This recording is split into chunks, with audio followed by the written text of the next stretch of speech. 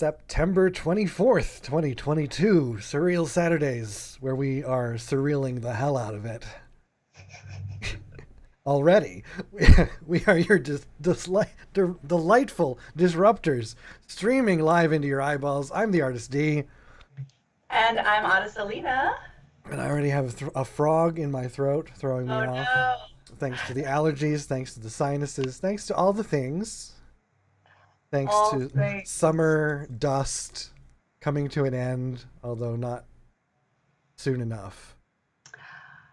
Yeah, it's the equinox. It kind of hit me like boom. I was like going along, and all of a sudden I was just like, I just want to go to sleep. I'm done. I don't know. I was like, yeah. I slept for 15 hours last night.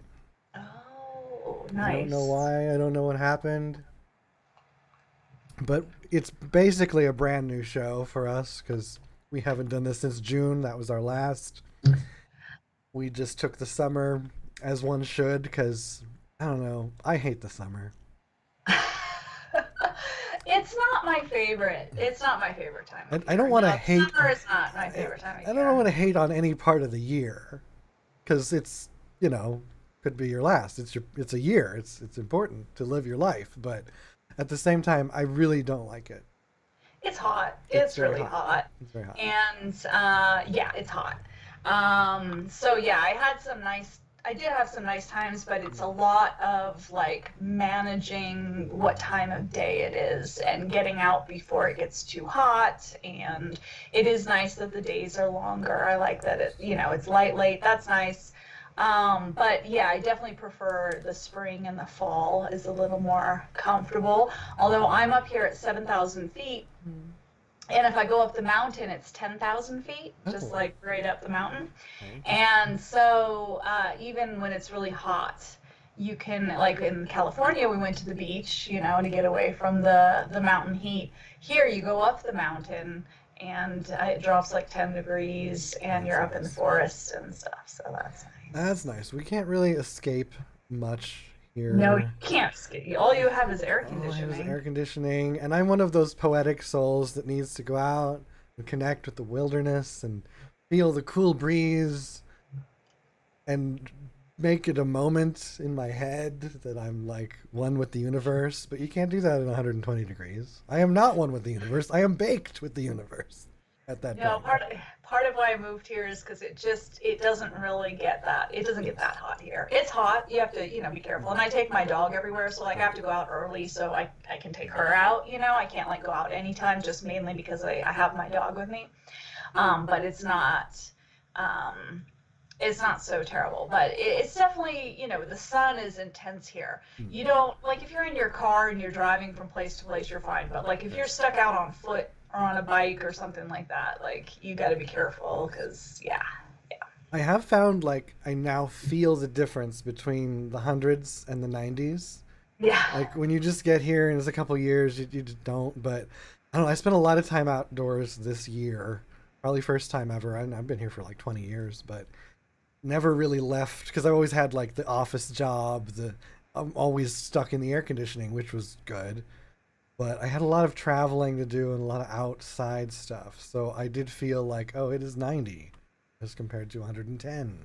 Oh, there's a big There's a difference. huge difference. Oh, there's a huge difference. And then talk about the universe. My car, the air conditioning stopped Oh no. end of August. So Oh. and I have not had the time. I don't want to take the time to get it fixed because it's going to be an ordeal. So I've been experiencing the true desert driving with no air. And Wow. that's something. That connected something deeply Uh-huh. within. Right? Yeah, you found your I center. found my center or my insanity. Either one. Who can tell? Exactly. No one can. As No. we are surreal and we are Saturday. So yeah, so we just, of course, to recap, we did our fourth Fridays. I think for we did it for a long time, like a It was year and a a year and a half half, of the yeah. pandemic. Yeah. Yeah, fourth Fridays, right? Every month, checking in with the pandemic. And then the pandemic's still going, of course, but somehow it's also It's over. over, according to And the President of the United States. yeah, I kind of think he meant that we're acting like it's over, but That's true. Yeah, we are. but who knows? What do I know? But Right. and so yeah, so it's a little different now, and we started our Surreal Saturdays, and we opened it up without a schedule. And now we know that for us, if we have no schedule, we're gonna get really out there. Yes. So we had our first Surreal Saturdays in June, and I don't even know what God, what were we talking about in June? What even happened in June? I know some shit went down, and I Yeah. don't even remember what it was. So when I Is it replaced the description, it was something about some metaphysical something, and then also the Supreme Court. Although, and who knows what that was then? the Yeah. Supreme? I knew it was something. It was the Supreme Court. Yes. Duh. Yeah. So then we've just been reeling from, well, we've all just been reeling Really. from that for months, and the ongoing January 6th investigation, the ongoing Trump Yes. investigation, the ongoing Russia-Ukraine war. I mean, it's just been Still continued. ongoing. It's, yeah, everything's continuing to just be crazy town pretty much all the Yes. time. So all we Yeah. can do is really go inside, literally, and metaphysically, internally. Yeah. Because Yep. you're doing. I feel like I've been on hold, and that's why I feel every summer. Even though I try to do like lots of stuff, but I still feel on hold because it was just June, it was just May, Right. and I've done so much. Like I've done more things this year probably, as far as like events and things like life changing stuff than ever. But it still feels like I have just paused. Meanwhile, you are meditating on Zoom. I am. I'm teaching a You have meditation class people on are Zoom. it's so people are showing up. I have had people I show am up. so Yeah. happy about that because I really want to show up, but I haven't had the schedule's not aligning for that either. But I I'm know. like, oh my god, if nobody comes to this and she quits before I can go, I'm gonna be so sad. No, I'm going to be there every Saturday Okay, because good. what's great is if nobody shows, then I just get the morning off. So it's Perfect. super easy to just be like, this time Good. and space is available. When people want to show up, they show up. If nobody shows up, then I just get the time to Okay. myself. So it's really great, That's actually, in fantastic. that respect. So I'm just going to keep it going. Um, because I know schedules are really difficult, and I've had a lot of people say they want to come, and then it's hard because I have people in like every time zone.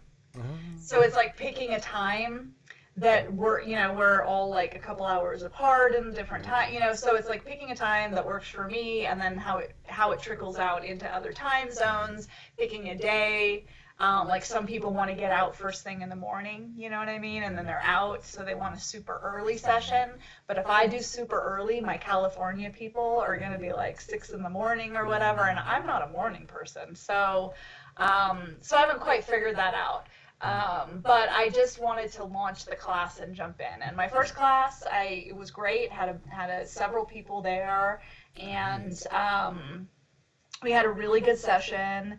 And yeah, it's really working for me. I like it. I like it. It's really short, I will say. An hour, like, is a nice time to just jump in and like just do some instruction and get into it, but it really made me realize why people do like all day and 10-day meditation retreats. I was like, oh, like I feel like I barely get just started, and then it's like we're done, it's time to come Yes. out and stuff. But it's still really good, and I feel really good after it, and it's good for me to actually like make me kind of get more serious in terms of setting aside that time to really focus. Awesome.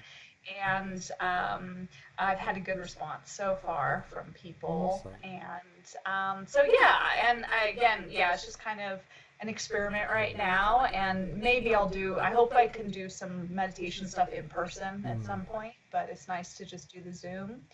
And I might add other days and times in because I know Saturday morning is not the best time for everybody. So that's what's happening on Cool.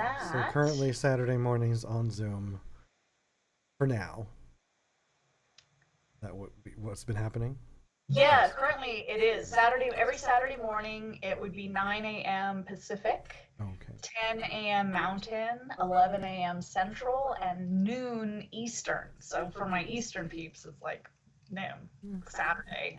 Which works for those of us who are home. See, I'm home Yeah. most of the time, but I know a lot of people actually have lives, and so So as I've heard, I don't know.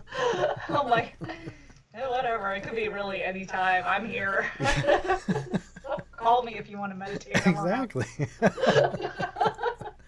I love it. Well, that's good. We need more. We need more meditation in our lives. I feel. I do. I do. It's really, yeah, no, it's really useful, and it's been really nice for me. My last session, I just had one person at the last one, which was kind of great because it was just one-on-one, Mm, and I can kind of then just respond to where that one person is, and kind of come up with something that's relevant, right for to them. that. And so that was really neat. And I am kind of going very intuitively. So some of the stuff that I do when I'm going into the meditation and the stuff I talk about and the guided meditation that I do is very spontaneous. And so it's a bit of a discovery for me in terms of like Nice. what I'm gonna do.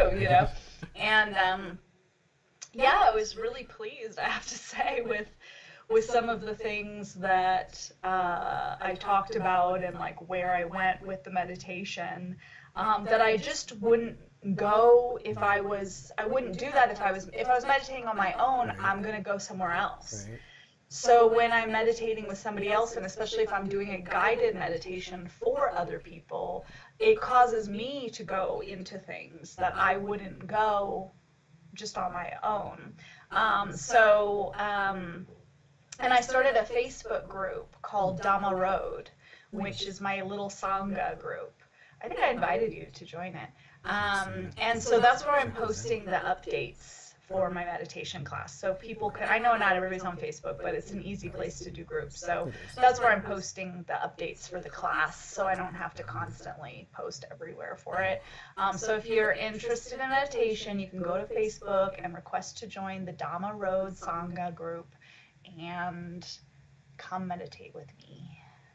Love it. I'll go check. I'll go log. I'll dust it off and log in and check my invites. I think you're the one of the few that I go to Facebook for because you journal I'm there still best. I like it. there. I like it. You let yourself out on Facebook. I do. I'm I like actually that. I've pulled way back Good. recently. I've definitely I've launched my new photography website Nice. that also has music on it, but it's now a site where you can buy art, music, and merchandise and everything on I've it. got my eye on And a few things. So do. I you so do. do. I so do. Especially this last one with the sale. I was so tempted. I'm like, just do it. Because Oh, I well, want something big, of course. get ready You know. for the fourth quarter because Okay. I'm going to be pushing the holiday season where you're going to have big sales and giveaways and all All kinds right. of Well, then stuff that's coming up. you'll be happy to hear I will likely not be able to control myself. So with something, Yay! I love the very surreal prints that you just put out that Oh, you the were new the edition. ones you were clearly nervous to put out, and yet they're like everyone's like, oh my god, that's amazing.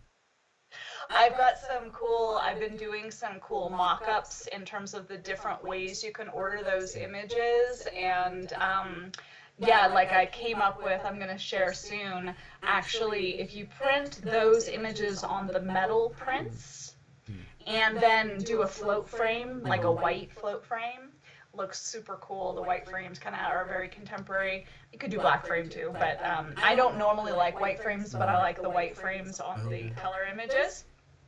And actually, I was playing around with all the different things and previewing stuff, and it was like, oh, actually, the metal prints with a float frame is actually really reasonable. Mm. I was like, oh, that's a good deal. Yeah, I should And say they're not bad. Even when I went crazy like me with really big and really good yeah, in yeah. quality, it was still extremely tempting. Nice. Yeah, no, I was really happy. I want to order a sample of those metal prints because I was like really stoked on those. And yeah, I'm gonna put up some more work this fall and run some more specials for the holidays. I'm having a lot of fun with that. And then I have an exhibition booked in January. I just booked an exhibition for Freed from Rage and Sorrow, and it's also going to have the mixed media work is going to be shown, and that's on Canyon Road in Santa Fe. So I've got a real gallery exhibition I'm so coming up till excited. much the new year. Oh my god, it'd be so great if you could come out for That would that. be, that's what I'm thinking. So yeah, we could live stream Surreal Yes, Saturdays from the gallery. exactly. That would be amazing. I love it. Love it. Mm. So that's what I've been busy with You've been anyway. very busy with, yes. Yeah, that's what I've been Plenty. busy with, and just focusing on art because what else are you gonna do? I mean, This when is the true. it's just like I was just I went to Flagstaff for the weekend, and it was, I didn't plan, it was just a random trip, and it kind of like all of my plans didn't work out. So, but I was still there in Flagstaff, and I went to Sedona then, because, I used to be obsessed with Sedona. well, that's a nice place to get out of the heat for the It was summer. still hot. It was still, Well, oh, it's hot, but it has yeah. the trees and the It's got water. yeah. It's really beautiful. I had my moment in Flagstaff, which was like a cool morning. I got to wear a jacket. I got to feel Oh, like nice. me and the I love universe. Yeah, Flagstaff. Yeah, it's we, nice up the there. universe and I finally got to talk. But then I went to Sedona, and it was like midday. It was still too hot, and it's still too busy down there. But walked through the little village, and there was several artists, of course, on display in their Tlaquepaque village down there. And now that I know what I know about art and prints and all the other stuff, and I like look at this stuff, and of course, I mean, they're making bank on this, on the prints. But like looking at it, and there was some real crazy stuff there. I'm like, oh, I gotta get back to this. I need to get myself back to art. I don't know Yeah, what I've because been doing. you started exhibiting last year, right? You Yeah, got I a gallery started space. to, Yeah. and then I ceased doing so as other things got Oh, busy. And yeah. it's kind of what's important. That's the one thing on my list of what I wrote down was like, what is important these days? I'm not sure, but it's probably art. It's probably art. It's always art. Art is always the answer. Well, so okay, so I booked this exhibition and I've already like done a whole mock-up in Photoshop of the whole Of exhibition because course. like once I start on something, I'm just like, okay, I have to figure this out. This is what I'm doing. So I've got this mock-up of my exhibition I'm really excited about, and I know what I want to print for it. And so I'm thinking about my artist state. I've already have artist statements, but I think about more artist statements and all the things I Right. want to say in my artist talk and what the whole work is about and why I'm exhibiting these prints with these prints. And like I have a whole thing already. And so it's like running in my head and I'm like rehearsing it in the mirror while I'm like getting out of the shower. And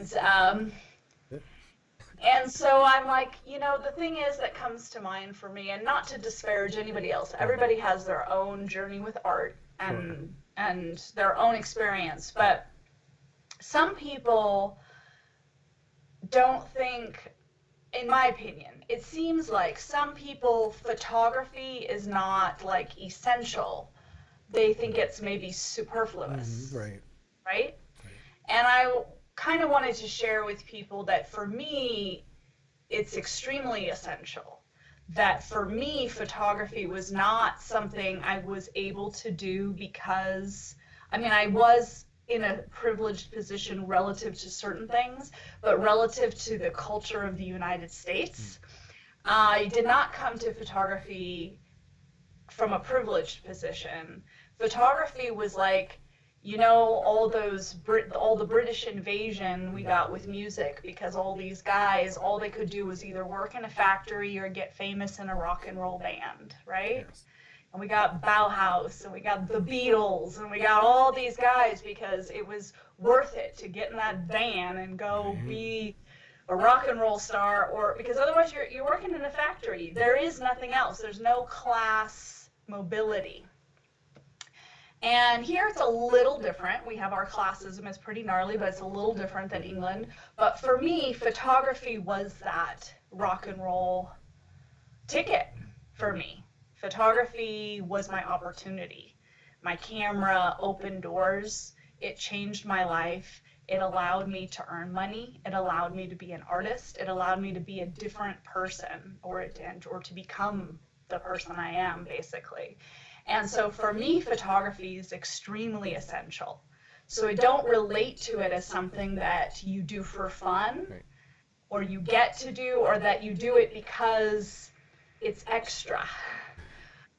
Like that, like it doesn't matter, like it's a game.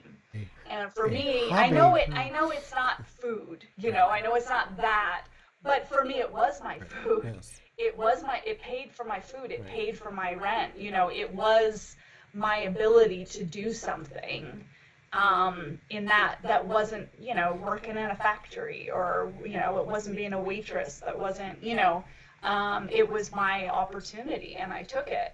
And so for me, photography is very essential and is very grounded in the necessities of life. And so I think that my work also is actually very focused on the essential. And it's very thought-provoking, but it's not really intellectual. It's not meant to be, because it's really, I focus a lot on nature. I focus a lot on survival. I focus on the relationship of the individual person with nature and the inseparability of all things, because that's essential. That's real. It's not an urban fantasy. It's not a cultural fantasy. And I don't know. That's what I was thinking about in terms of my exhibition and my work and how I relate to it. So I think that's important it's a great statement for sure.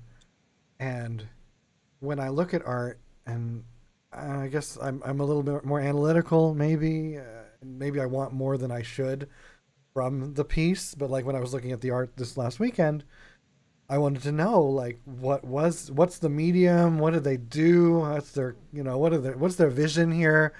I didn't even say if it was a print or not. I mean, I could tell from just looking at it, but it didn't really explain. And I'm like, I would have probably bought it because it was pretty reasonably priced had I known more of a story. And yes. like, I get really sucked in by that. And like with your really surreal stuff, I'd want to know more about like what I'm looking at, or what happened. That's on my to-do Yes. list. I like totally kind of released that like spur of the moment, and I haven't written anything about the Abstractions and Inkbots series, and I know that's something I definitely have to Knowing do. you as I do, I know that what I'm looking at is very deep. Something happened here. Right. But if I didn't know you, I'd be like, well, I don't know. Did they just like throw this together in Photoshop, or what do they do? And I'd like to hear exactly.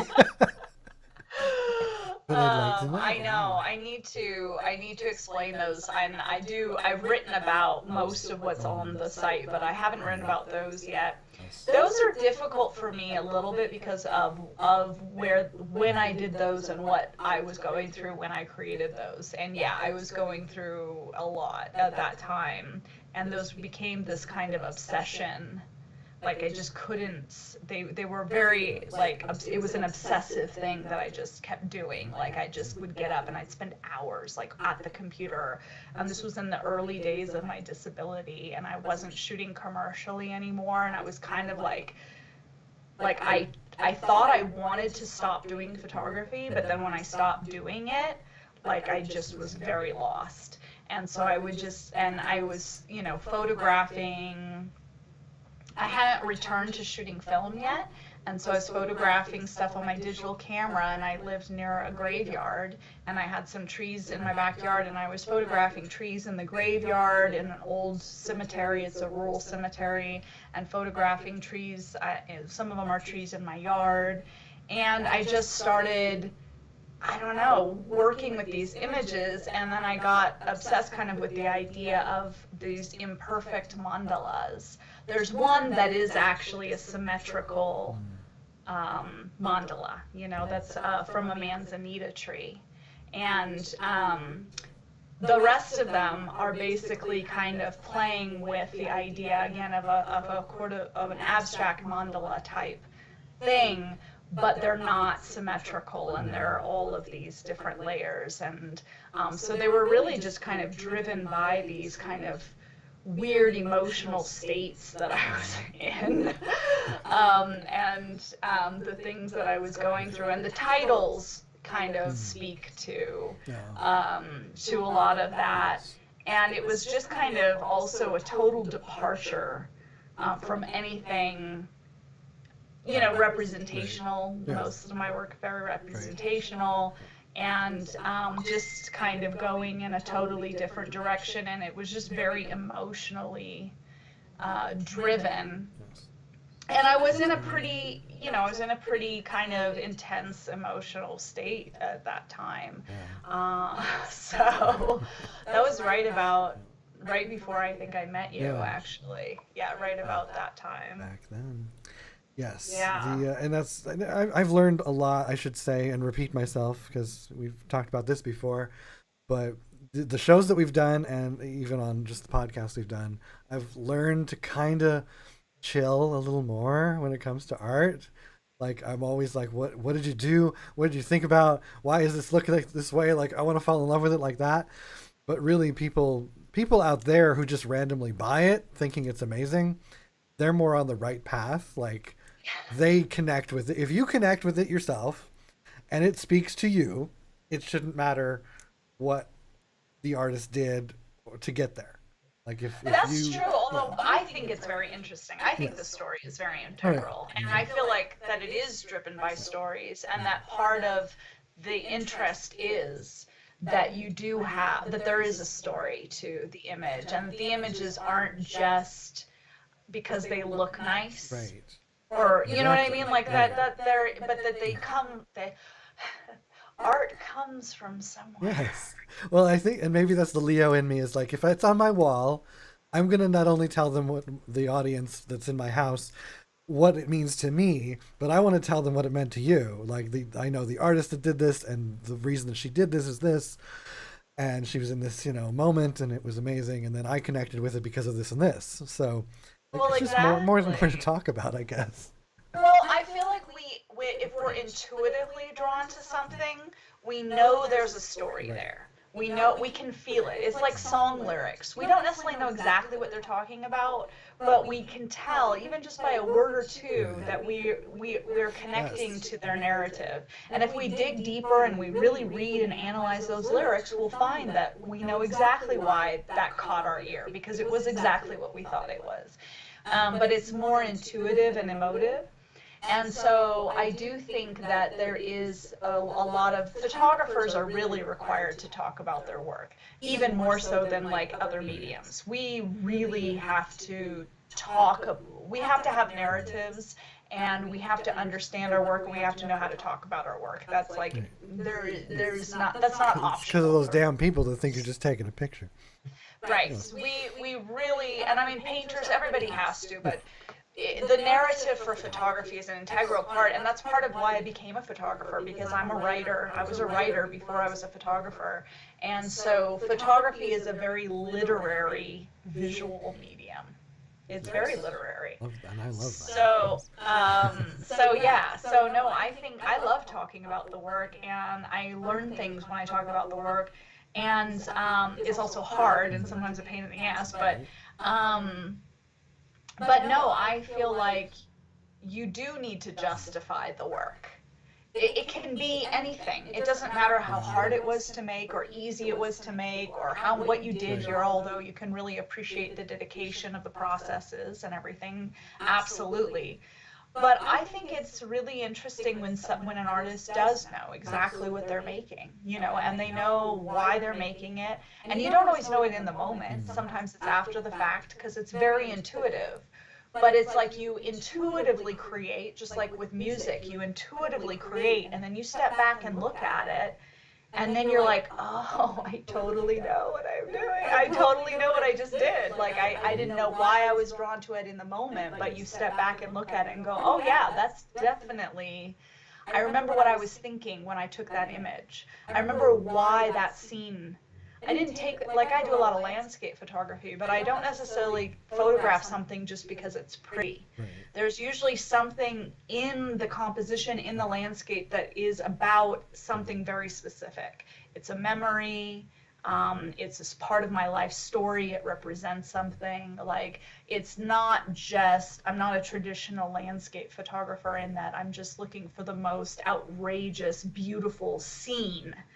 The scenes I photograph are because I wanted to photograph that thing, and it's not even it's pretty, but it's not necessarily, and it's attractive in its form, but it's not necessarily about what's in the picture. The picture is also about something else. As So it should be. And as it then it connects to the person looking at it. Yeah. yeah. War pony. War pony. Well, It's like yeah, that's a favorite. Yeah, that's a favorite. Is that I a lot of would- people's favorites? Oh Just, yeah, okay. that's a lot. That's everybody's Okay. favorite. I would, how do I say this delicately? I would, no, I'm, for anybody considering purchasing the print, Yes. just a little heads Oh, up. yes. Mhm. I would purchase it before it goes to the gallery.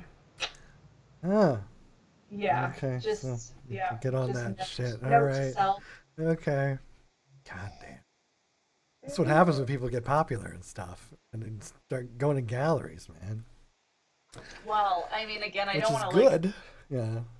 the price goes up. Yes. Yes, the price goes up. That's what I'm trying to say. Got it. Oh, I think we got it. It's out of my hands. It's out of your hands. Which is good. That is what you. I mean, it's been a long friggin' road, so have some pieces like that Yeah. out of your control. Yes.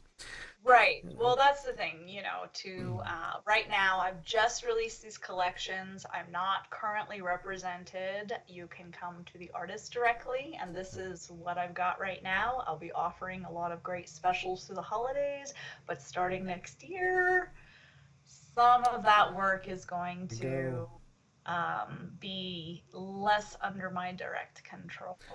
More reason why we need people listening to this show. There we go.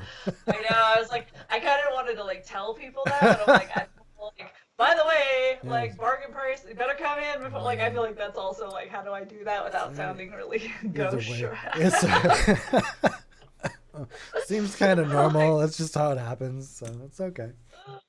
Right? It's all good. Anyway. Yes, definitely. I see it even feels better like talking about this is real stuff. I feel like so much stuff is not real. I mean, as all of our shows have indicated, the real world is not as real as people think it is. Right. And what really matters, that's where I am right now. Although I'm always there with you, wondering what's real and what's the depth of where I need to be from back in the day till present. I don't know if we're ever. I wrote something down today that was something like we always wanted more, better, different, but it turns out that what we had is what we got, and I see a lot of people, especially in my life, like really striving for so much more, and they're wasting time now. Yeah. Getting there. It's not a bad thing. You want to get somewhere, and we all need to improve. And I'm right there with everybody else, but you have to be present, now to yeah. That's kind of what I'm escaping this summer thinking. Is like need more present now, less of that hustle. God, I hate that word. Well, it's so this exhibition that I'm doing, War Pony, was photographed in 2001. Yes. This is almost as old as everyone's career here. Good Lord. So there's work in this exhibition that spans, essentially 20 years. There's work that was photographed in 2020 going in the show. There's work that was photographed I think War Pony is the earliest photograph. It's one of my first images, actually. Ah, it's It's even like, more special. it is. It's a special image. It's Oh. the image. So that image was photographed in the Eastern Sierras, just outside Bishop. And I used to go out there because my husband was born there. And so we go out there and camp. And I went out, and I had been working in photography for about 2 years at that time. I started working in the industry in 1999. And I was working at a photography studio, and I was managing the studio, and I was shooting a little bit, but I was mainly the manager. And I went, I had just become an associate photographer. So I was shooting portraits and weddings and events, and I was like a lead photographer at that point, which I went from, starting day one, and then within 2 years, I was, a lead photographer at the studio. And then, but I hadn't really done personal work because I kind of fell into photography. Yeah. And so I didn't feel like I really had an identity as a real photographer, and I was just shooting commercially what people paid me to shoot, which was great, But so I started shooting out in Bishop. There was the Galen Rowell's galleries out in Bishop, and called Mountain Light Gallery. He's passed away, but he was a landscape photographer, and he shot for National Geographic, and he was part of the whole John Muir Society and all the traditional landscape photography guys. And he had beautiful work. And I went to his gallery in Bishop and looked at the gallery and looked at how all the prints were made and how they were sold. And like, he had all these books he published and like the whole thing. And then I went to a nearby used bookstore and I bought an Ansel Adams photography book. And I photographed the war pony out there at that time. And I decided I'm going to be a landscape photographer. And that's kind of where all of this stuff began. And I've kind of created my own kind of language with the landscape photography. And like I said, don't really do traditional landscape photography in the way that they did, although I do some of that. But it ended up being something that I created my own language with, and ended up telling kind of my life story through Yes. these images. So, and yeah, lived in my van. Then after that, I lived in my van and traveled and photographed more of the images that are in the story that will be in the exhibition that were all taken after that. While I was living in my van and traveling the United States and Yes. trying to find the American dream Mm-hmm. under the Bush years. So It was a good time to search for that. we did not find it. No. And that's kind of, that narrative is really in Freed from Rage and Sorrow. It's Freed from Rage and Sorrow, Reflections of Emptiness, and the American Dream. And it is, true. there's a lot of stories in this story, a lot of overlapping stories that all relate. And, but one of it very much is, this idea of the American dream and the fact that it just doesn't really exist, and what it's predicated on, and manifest destiny and colonialism and just all of that is part of the story. And so yeah. I think most of it, I connect with it because it reminds me of my trip across the country several times. Also looking for the American dream. We all come And, to look for America. All came to look for it, and we're right here, and we've never found it. So, and that was probably yeah, that was the Bush years. Would have been the first trip from East Coast to West Coast. We probably passed each other. Exactly. Oh yeah. Yep. And it wasn't bad because I was living that fabulous drag queen life and I had, thanks to the internet, I had people everywhere. So I felt like everywhere I went, I was extremely accepted and loved and all that. It was the trip back. It was after, it was like '08 when I did Atlanta. And I went through the southern half of the United States instead of, because the first time was Pennsylvania to California on the more northern interstates. Okay, and like it on the was 80? like 80, yeah. Mm-hmm. And then when I went to Atlanta, moved there, I went basically the southern route, like 40 and all that. 40 and 10 That was the most or just depressing. south. That was my war pony moment, was the poverty, and like these towns that had nothing left. They were just they and they are still ravaged, and you just wonder what in the fuck are people doing here, other than watching television and like cooking steak or burgers. It's very was very rattling to me, but plus it connects to the like war pony connects to my time in Pennsylvania, because that was very like farm poverty, broke down everything, broke down cars. That's a staple for Pennsylvania living. Well, so that car is out in this area, Bishop, that was all mines. So they Right, did a lot of mining out there. You know, right, that's like where all the yeah, mining, that's how that whole Eastern Sierra was settled. It was all mining all the way there yeah, out into Death Valley and stuff. yeah, So, um, Bishop is a little bit of a tourist town. It's just south of Mammoth. It's on 395, you know, so right, it has rock climbing, it has the Eastern Sierras. So it has a little bit going on there in that respect. But right outside it, you know, is the Bureau of Land Management land, which is all of these mines, and there was all of this just old mining equipment. There was like radios, like from the mm. 30s, Oh you know, wow, like yeah, old stuff. right, And it's all gone now, but back right, then, that's, you know, it was yeah, still there. And that's like all the junk around the car. It's all this old yep, stuff that was just left over when the mines were abandoned. right, right, And if you leave the more touristy areas, then you do go through in that inland California area and like Death Valley and stuff, through whole towns that were mining towns that are literally just yep, completely abandoned. And they were whole communities. And we drove through a lot of that where it was literally the entire town is just completely abandoned. It was a mining town, like they mined tungsten or something like that, you right. know. And of course, the whole history of Oh yeah, mining oh yeah. is, That's very Pennsylvania too, with the mining, yeah. and Centralia with the lovely tale of Centralia. If anyone doesn't know about that by now, they should. But all that abandoned coal, a lot of coal. Yeah, that's where I come from. But and then the rest of the trip with some of your other pieces, like that landscape where there's like a storm rolling in.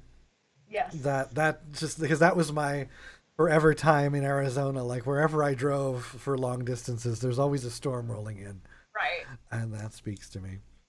But That one's that's in just northern connecting. Nevada. And, you know, I like to photograph places that aren't really anywhere. I couldn't Well, tell you where it is. that's It was northern Nevada. Yeah. It's northern Nevada. It was off the side of the road. And that's part of why the car, like where a lot of it, most of my images are just nature, Right. but part of the importance of the car is that also I was living in my car Right. basically. I was living in my van, traveling, and a lot of these images are just off the road. I did not hike into the wilderness. I did not go to the climb Right. the 10,000 peak. Like I'm a Yes. disabled person. Like Right. this is, you know, this was like I part of a big part of what I'm trying to my work is supposed to be like immersive and submersive where it's like we're not creating these external iconography of the natural world and God's splendor. This is real life. This shit is all around Yes. us. This Exactly. stuff is literally like Everywhere. right next to the coffee shop, literally right off the Yes. road. This stuff is nowhere. Mm-hmm. This is not on the map. These places are not on the map. Mm-hmm. You know what I Yep. mean? And And these are I not the definitely. national parks, although Right. some of them are a Right. little A bit. little But bit. these are Yeah. places that literally are right off the road. This is reality. This is real. And that we are inseparable from nature, and yet we've created this idea that we're looking at it like from a distance, you know. So the storm on the horizon in Nevada is northern Nevada, and that was just what was going on when we stopped the van, and I took the picture, you know, and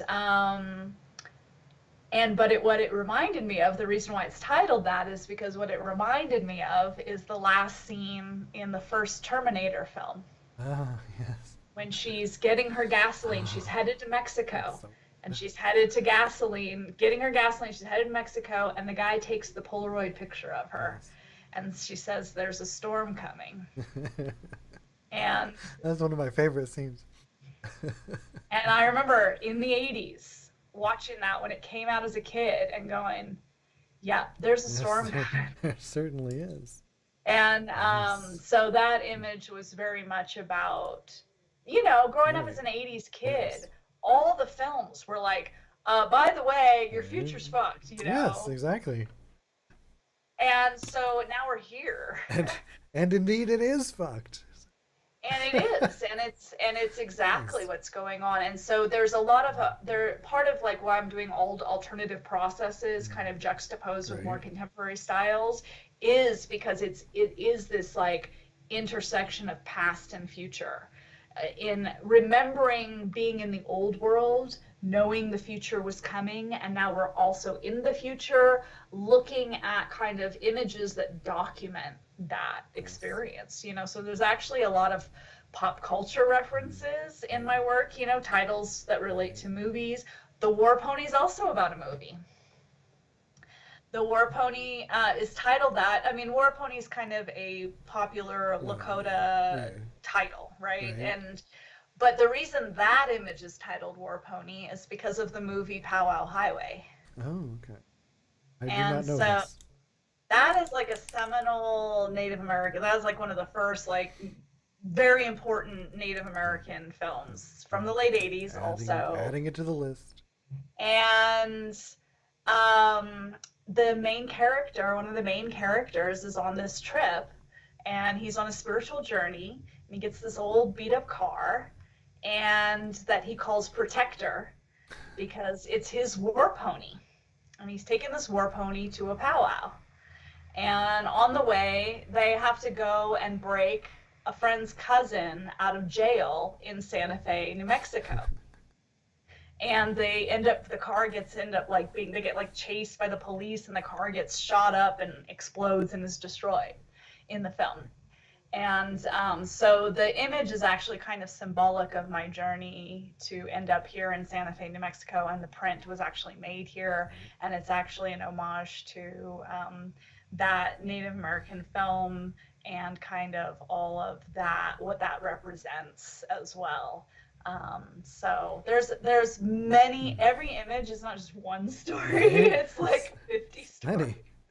Yeah, there's like In- many stories. Including Terminator Um, and everything else. Yes, it's all in Right. there. So there's like, there's all of this Mm. pop culture. For me, because I had a lot of intuitive visionary experiences, and I did see the future, and I did Right. hear the land, and I learned a lot about the past and the future very intuitively from the land, but I also interpreted it through popular culture.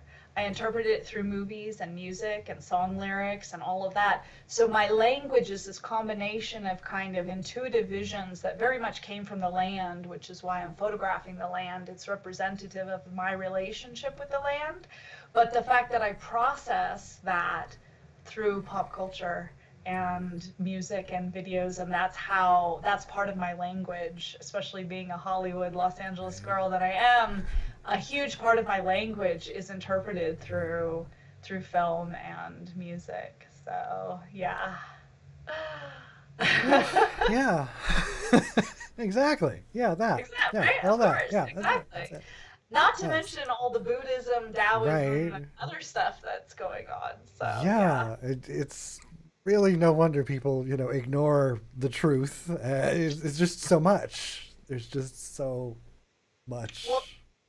it's like so uh, simple.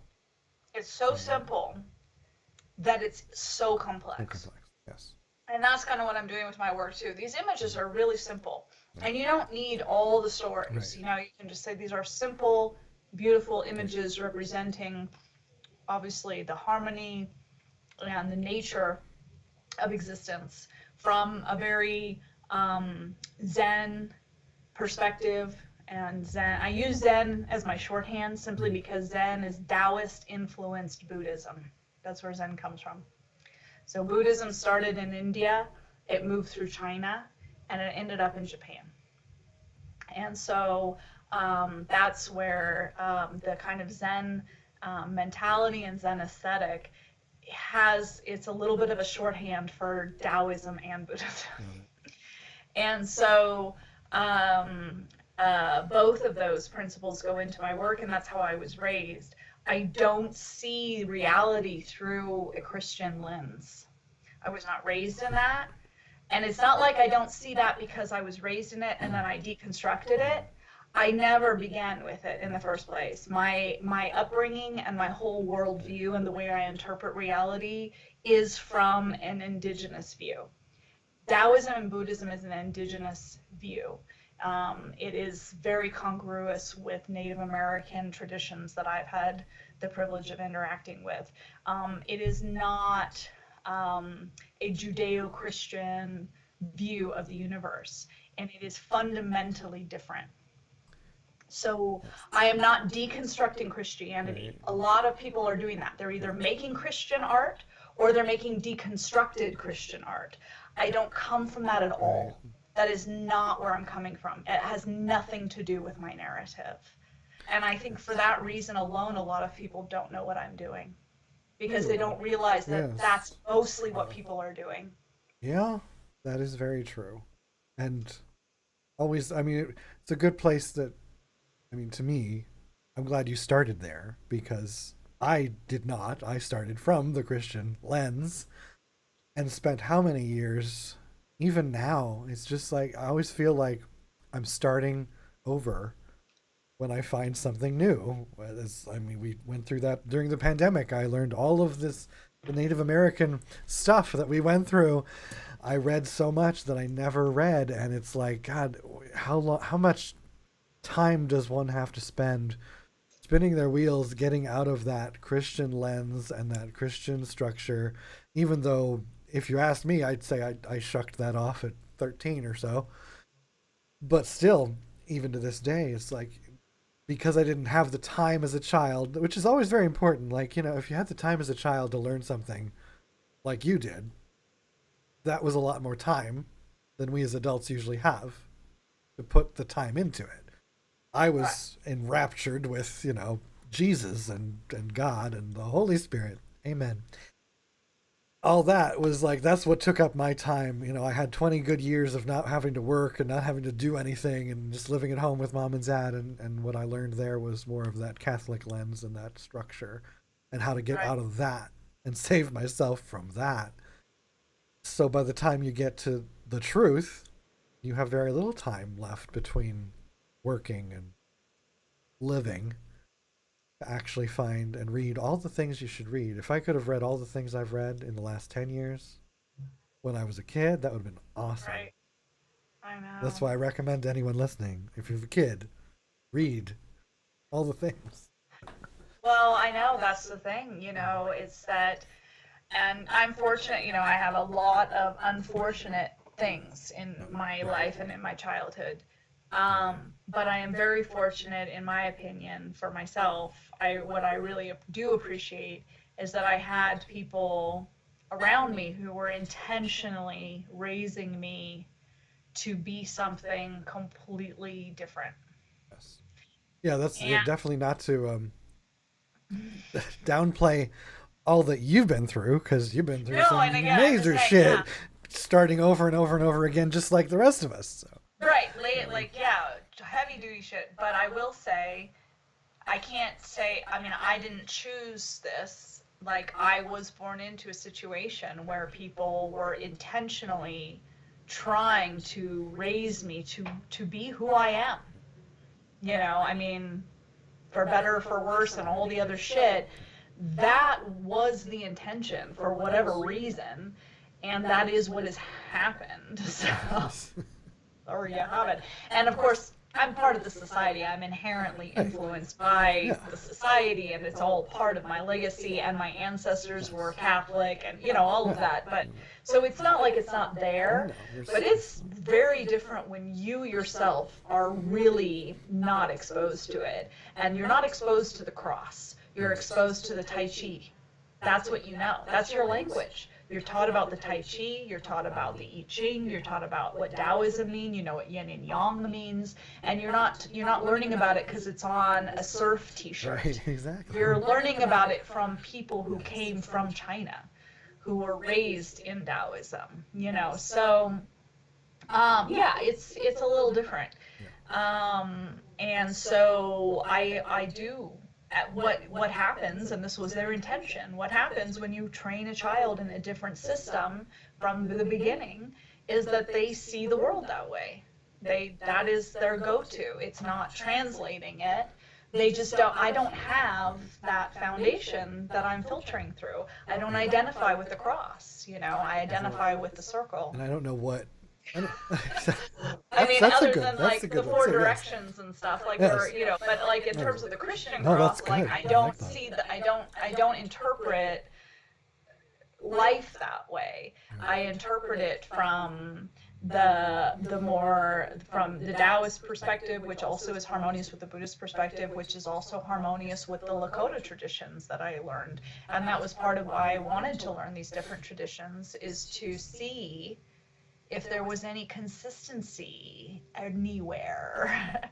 If was it all made up, or was some of this stuff actually real? I didn't just like take it all in and say, "Oh, this is real." I took it all in and I said, "Can I prove Take a look that at it, this is real?" Yeah. Yeah. Yeah. That's why I'm so fortunate that I feel very fortunate from what I was put through, the whitewashing literally that I was put through, that somehow I don't know what happened with the chemistry, with the universe, with the whatever, but I'm very happy that I was able to overcome it and fight back all those years, because it was also 20 years of fighting, like, this is wrong, this is stupid, why are we in this box, what's happening? So to be raised literally under the cross like this, um, and then to like buck it so hard, that's something I'll never be like ungrateful for. It's like, I know some people they can't help it. They were raised in it. They believe it. They were brainwashed by it. They never questioned it. I'm so happy I'm not that person. But so many people do. They You do. know what I mean? I think that's the thing, is like when you're in a situation when you're being taught things, you're being trained into things, and it just doesn't make sense. So many people are just like, no. It's true. And Like, you just and need that one and chance. Yeah. they've been, forcing people into this under threat of death. Yes. And people are like, no. Yeah. And I think that's very that's something to look at. It is.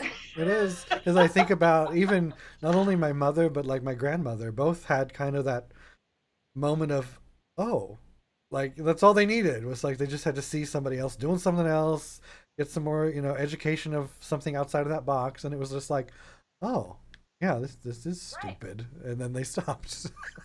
Well, and if they just stop persecuting everybody, I'd be fine. I'm like, you know what, believe Right. whatever the fuck you want to believe, but you know, if your whole system is predicated on just persecuting people and lying about everything, Literally. I mean, you kind of have a problem. I mean, I'm sorry, a religion that's patriarchal is fundamentally flawed. I mean, they're just lying. They have to lie about everything all the time just to support the patriarchy.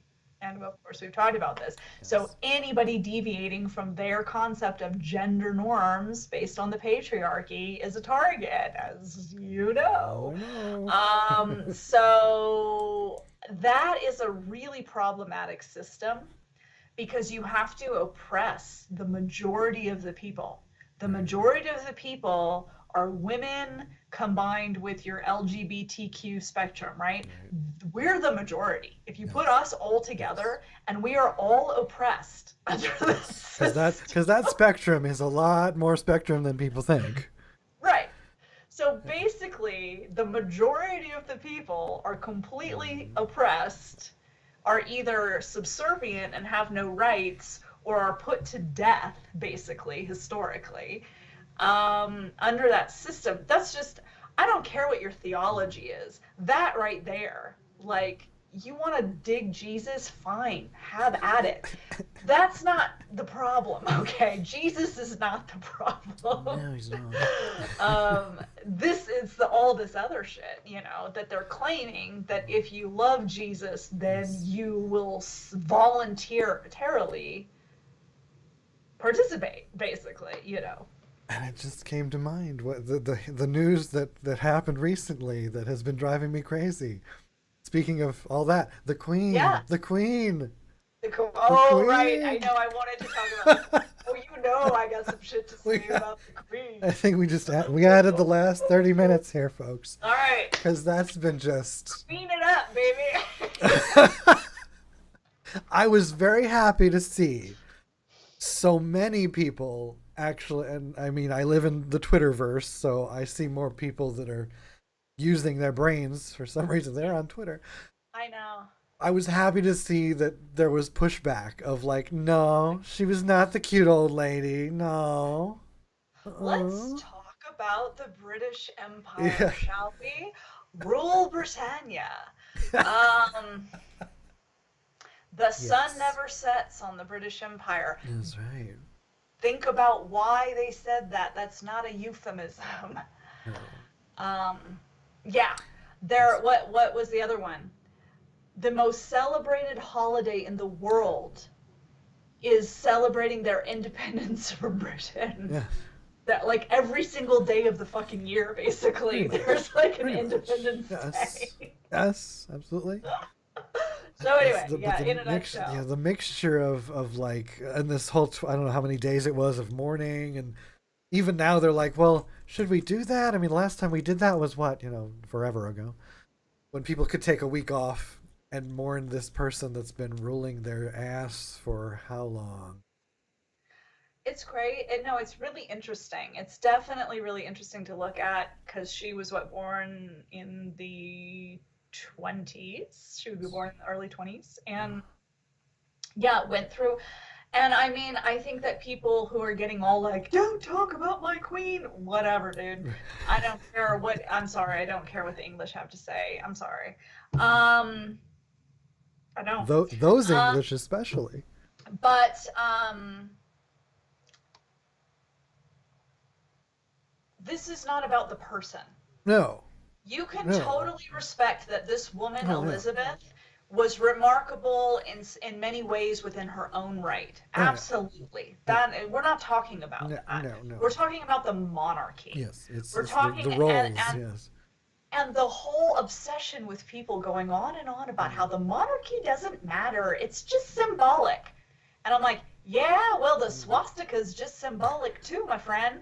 So, like, there was a whole lot of just like, no, don't talk about that. Oh, it doesn't matter. Oh, you're so uneducated. I'm like, no, we are educated. We know what we're talking about. We understand that the monarchy has limits. We understand the history of England. You know why? Because the whole world has been forced to learn English history above their own history for the last 100, 200, however many fucking years. So I hate to break it to you, English people.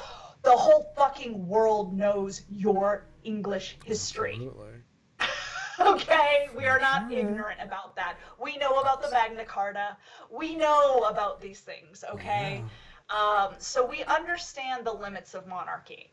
And we also understand that the monarchy is symbolic worldwide for the ongoing colonial project that is still embedded in all of these cultures. And the fucking England didn't leave Hong Kong until the 90s. 95. Okay? That's the year I turned 18. Like, Not that far ago. It's ridiculous. Like, don't even, like, come on, people. How dumb do you think we are? She's on the money. Her portrait is hanging in every government building. She is a symbol. Yes, she is a symbol for all of you English people to be all like, woo, our monarchy. And she's also the symbol. She's the picture on the wall for all the people that were being oppressed while that portrait hung in that building. And like it or not, that is exactly what's going on. Yes. And she didn't do anything about that. And the monarchy, the royal family's not doing anything about that. What are they doing? They're in the tabloids. Their one son is a fucking Epstein psychopath. The other son is like, I'm out of here. You killed my mama. Like, I'm gonna go marry Yes. this American chick. Like, give me a fucking break, Yes. people. Fuck you. I'm sorry. Fuck all of you. Yes, I it don't. was. Queen motherfuckers. I Yes, it was. And like some people are gonna be pissed at me because like I'm No, connected to a lot of English people no. because I'm in the alternative scene and it's a bunch of like Brit rock, whatever. Like I'm Irish, motherfuckers. I don't know what to tell you. I'm just It's like, every time this I don't happens, know it's what like to this tell you. regurgitation of the same old stuff. I mean, talking about queens and kings now, and the little bit of education that comes out about that. You know, like they want to talk about the chain of command and who's next and the children's names. I mean, first of all, I mean King Charles, that alone just speaks of, I mean, like old shit. But Right. the one son, William, who's Isn't that who we addressed our Declaration of Independence to? yeah, If yeah, they I believe so. if they Yeah, didn't matter, yeah, then why exactly. did we fight a Yeah. revolution against the monarchy? But I'm like, and I do love the tree though that it kind of it shows like, I mean, it's like our side versus theirs with, you know, of course William's going to inherit everything, and of course he's had the children with the normal names. He's got a George, he's got a an Elizabeth or somebody. But then, you know, Harry, who's all peace out, they've got Lilibet and Archer, I think, Archie, I think. So it's like, you know, and then the British people talking about, oh, we would never let there be a King Archie. You know, they need to be like cast out, and it's amazing. isn't that Archibald? Is that not like There's ridiculous that, you know. But this whole like sheep, all I see is sheep on the news. I mean, that's all I see anyway. But especially when we start to talk about British and monarchies, when they interview these people and they're like, they're so happy to have a king and a queen and the leaders, and they're just saying, I'm so happy to be repressed. I'm so happy that someone rules my life. I don't, I'm sorry, I don't know what to say about I the British. can't. Like I said, like I have a lot of ancestors, but a number of them are Irish, okay? No. And they've been in this country for a while. So you know what I'm talking about. Yeah. I'm talking potato famine, people. The blood does not forget. No. And I was seeing on Twitter that apparently a lot of people don't know that the potato famine was a genocide by the British. They thought it was just, oh, the Irish ran out of food. They Oh ran out of well. potatoes. Like they don't know that Wow. the English took all the food out of Ireland and Of left course not. the Irish to starve to death. And so many Irish immigrated to America to escape the British genocide. And so, yeah, Irish Americans, I'm sorry, including our president, are not mourning the monarchy. And I don't care if it was 200 years ago. I don't care. It actually wasn't that long ago. I don't care when it was. Everybody's like, it was back then. Get over it. No. I literally exist and I'm in this country because of that. Yeah. And you guys are still going to town on the fucking Irish. So don't tell me about how like the British, like the colonizer people, they're always like, oh, that was yesterday. Like, what do you get over it? It's not, You know? and Like, it's I not, don't know. it's not yesterday because of people like the No. Queen who last 80 some years in a seat. It's Right. like that's why we shouldn't Yeah. be over it, is because these Like connections she, are so right. extensive. So like the potato famine, the Irish were coming in the late, mid to late 1800s, right? So that's when like my ancestors came over here. 1920s is when the Queen was born. Like that's right next. Yeah. Like she's born right out of that generation. It's Her yeah. father is who was doing that shit. Right. Exactly. Like, do the fucking math, man. It's not that, I mean, it's not that long ago. So, and I'm talking about like, let's see, my great grandparents that are Irish came to California in the early 1900s. So that's when my family first ended up in California. And they came out from Kentucky. They were all like the Appalachia, Irish folk. Okay. And they had been there a couple generations before they came out to. So again, do the math. Yeah. Thankfully, all of my tree had escaped all of that bullshit, but They came out here in 1700s or so, but you know they all had their problems. But I missed because I'm German, so you know I missed being associated with all that as well. So Oh, unfortunately, but I still think it's all fucked up because even hearing the tidbits about this, the one that's on my radar is the stupidest one, but it speaks to me. Her dogs, these corgis, right? I found out it's just because people were saying the good things about her, which are not. They're actually the bad things. The corgis she had, all of them for like 30 some years, were bred from the first corgi she ever got when she was 18 years old. She bred the oh, same dogs from that dog until like now. Actually, okay. until the 2000s, because she stopped breeding them because she insisted that she did not want to outlive any of her corgi, or them to outlive her, basically. Yeah, I mean, see, just the Okay. stories like that. It just that just touches me as like totally fucked up. That you created your entire lineage of dogs, and you stopped creating them because you didn't want any of them to outlive you. Well, and again, it just shows like the level of just privilege and And that inherent. too, yes. Yeah, they just live in this their totally own little Yeah. worlds, you know, and you know everybody is beneath them. I mean, they Yes. just are. I don't care if it's all for show and they're nice or whatever. They know everybody's Well, beneath them. you I mean, can't that's just the way it you is, can't you grow up in a know. castle and understand what's happening. I mean, you can't escape that feeling of being above people because you are. The crown jewels were mined in South Africa. Okay? Again, if the British want us to stop talking shit about them, how about you know, again, start repatriating this stuff. That fucking diamond from South Africa goes back to the South Africans, and I mean the real South Africans. Right. And you know all that, and they are repatriating some things a little bit, and they're going on about the Queen oversaw decolonization. Okay, sort of. It was a, you know, it was not a real, those systems are still in place. Yes. And, you know, the British Museum is still just this looting of the Yeah. world, you know. They only let go of what And they had to make save face, basically. yeah, and they don't want to admit it, and I get it, you know, obviously it sucks, but this is, you know, this is the truth. And you want the people that you oppressed for generations that are still suffering that systemic oppression to mourn you, to be respectful of The you, teddy as if bears on you a sidewalk. aren't that. I mean, Teddy bears on a sidewalk.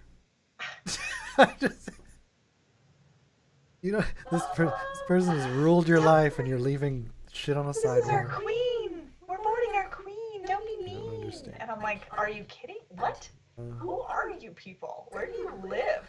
But I know England is a very different place than the United it States, is and the United very. States has plenty of problems. We all know the United States has problems. And you know what we do as Americans? We talk about them.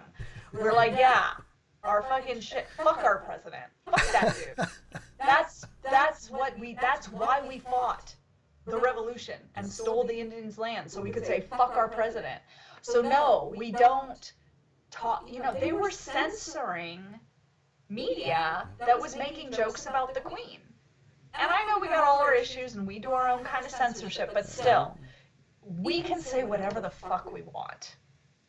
We can say whatever the fuck we want. and it's And that and that's when people should see, because even some of my very alternative friends over in there, exactly. they still go to that, oh, lovely woman. It's like, oh, it's just so ingrained, you I can't know. escape it. You even are an alternative surreal I individual, and you're know. still, you had to tweet the thing about No, respect and I stuff. only know, I don't know any normal people. And I'm seeing that in my feed, and I'm Yes. just going like, oh, okay, Yeah. far out. Is this just like cosplay to you? Because this is my actual life, Yes. people. Like, this is not a costume. I don't do this for fun. This is who I am. Um, yeah, anyway. It is amazing. Although, I mean, and people do that here when something happens and that patriotic gene like kicks in. Oh, certain definitely. certain people are just like suddenly they're banding together and they're posting the flag, and it's like that's interesting that you are who you are and you're still doing that. Well, that's why this whole crazy Trump mania and this whole Mm, patriot mania is like they basically want a dictator, they want a yes, monarchy, they want a right, fascism. They're all obsessed with definitely. that, calling that patriotic, and it's bullshit. That's the most un-American fucking Yes, thing. The whole point was to be able freedom. I mean, freedom of freedom, speech. freedom to say fuck you. There we go. And no, that's not supposed, now they've abused it and it's supposed to protect every, no, it protects your Yes, right to speak out against the government, because the monarchy that doesn't matter, that has no power, is literally censoring media right now. So I don't think so. I'm not buying it, you guys. You guys are full of shit. I don't know how the monarchy matters. I don't know what exactly they're doing, but no, everything about your behavior tells me they do matter. yes, And so, and as an American and as an Irish American, I am going to say what I'm going to say because I'm no, not the president and I don't have to be nice. no. So, Yes, so anyway, as for them over there, I say just watch one of those parliamentary, when they yell at each other in that building, whatever that is.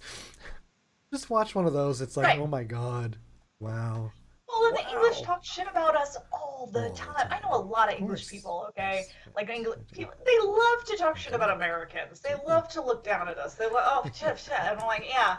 Well, let me tell you something. There's a reason you moved here, okay? Like I'm not, again, I talk shit about this country as well. It's got all kinds of As we problems, have, but I'm not talking about it through a British lens. I'm talking about it as an American, and yeah, there's reasons for why we are the way we are, and we need to change who we are dramatically. We need to stop playing games, but also the reasons for why we are the way that we are important. Like just saying like we're fucked up is not interesting because we're fucked up in very specific we are ways for very. very specific reasons that Yes, are important to understand. it's the details that we prefer to talk about here. Yes. That's why we like to talk about all the details. And that is why we're here every so often. Every so often, yeah. Although there's something to be said for seasonal. We had our Mm, summer show. we did We have our opened summer show. summer Yeah, in we did. June, and now we're opening the fall in We are. September. And maybe we'll open the winter. Maybe we'll have a spring, summer, fall, winter, spring thing going on, Good. and we can just address the seasonal the Just, seasonal just check in with times. everyone on the seasons, make sure they're okay, and Yeah. they haven't drank too many pumpkin spice lattes and Well, yeah, we must have such had our things. last one right around the summer It was, solstice. yeah. It was at the end Yeah, of. It was like the same. We almost hit like the same I dates. know. It's the Yeah, 25th ish is when it happens.